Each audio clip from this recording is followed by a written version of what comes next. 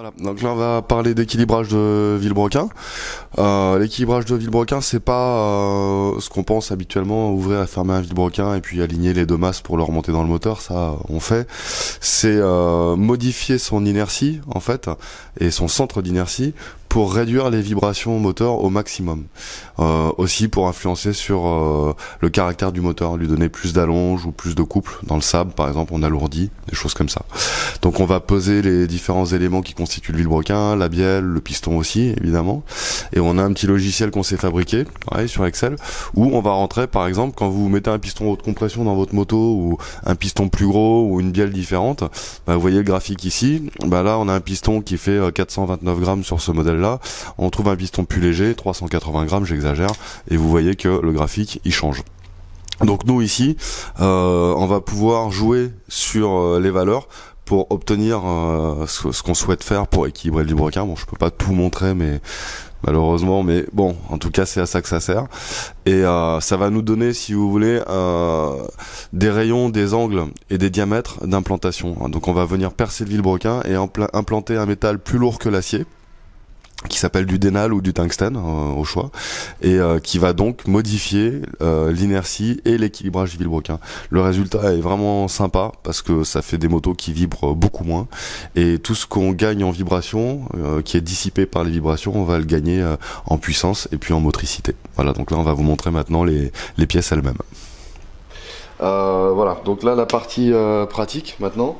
Donc une fois qu'on a fait notre mesure et qu'on a déterminé l'endroit où on va implanter les masses d'équilibrage dans le vilebrequin, on perce à la fraiseuse donc des trous, ici, ou là, un 2,5 YZF, c'est un 4 temps, l'autre c'est un 125 YZ, et on vient donc découper une partie de dénal, c'est un métal lourd qui coûte une fortune. Là par exemple les deux barres que vous voyez là, il y en a pour à peu près 500 € TTC. Et donc on vient implanter donc, des petits morceaux de dénal dans les trous. Après on referme le vilebrequin, on recontrôle l'équilibrage, on ajuste s'il faut en enlevant un petit peu de matière. Et on a un vilebrequin qui est équilibré, qui tourne rond et qui ne vibre pas.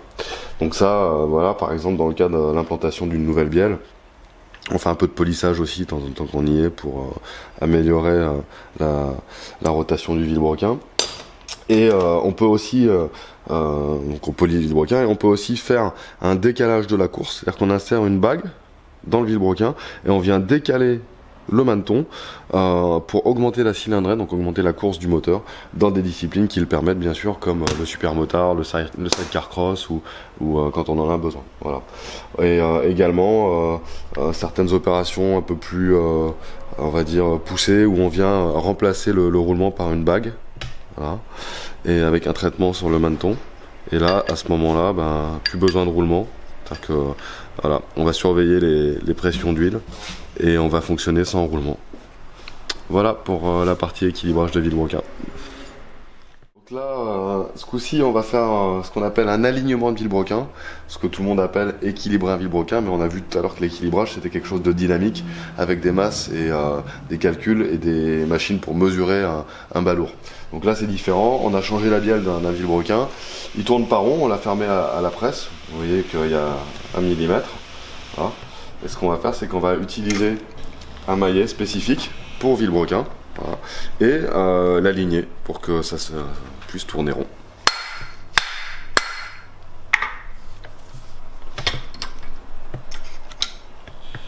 Voilà, vous voyez, on a déjà gagné la moitié du boulot. On va continuer dans ce sens-là.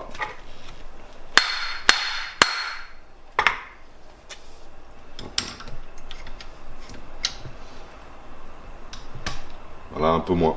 Enfin bon, en continuant, on va arriver à avoir une aiguille qui est fixe et un vilebrequin qui tourne à 0 centième, voire 1 centième, et qui donc est garant d'un équilibrage, d'un alignement parfait, et qui fait que le moteur va fonctionner normalement sans vibrer et sans générer d'effort dans les roulements, puisque les deux portées seront alignées. Ici, on va se concentrer sur la soufflerie culasse. En fait, quand on fait des modifications sur une culasse, on va pouvoir tester sa puissance sur un banc de puissance. Mais monter, démonter la culasse à chaque fois sur le moteur pour aller au banc, c'est une perte de temps.